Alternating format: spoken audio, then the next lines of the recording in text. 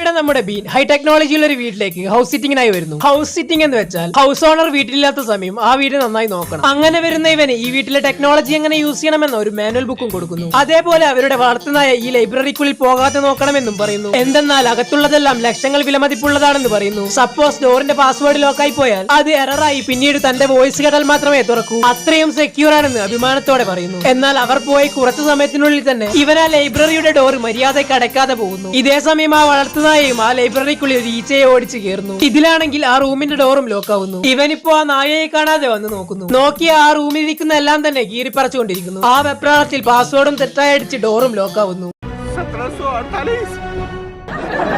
ജീവിതം ആ നായയെയും അവിടെ നിന്നും ഓടിച്ചിട്ട് അതിനുശേഷം ഈ ഈച്ച കാരണമാണ് എല്ലാ പ്രശ്നവും എന്ന് പറഞ്ഞ് ആ ഈച്ചയെ ഓടിക്കുന്നത് തന്നെ ജോലിയാക്കുന്നു. അങ്ങനെ 3 ദിവസം കടന്നു പോകുന്നു. അപ്പോഴാണ് ഒരാഴ്ചത്തേക്ക് ടൂർ പോയ ഹൗസ് ഓണറും പെട്ടെന്ന് തിരിച്ചു വന്ന് നോക്കുന്നത്. നോക്കിയപ്പോൾ കണ്ടത്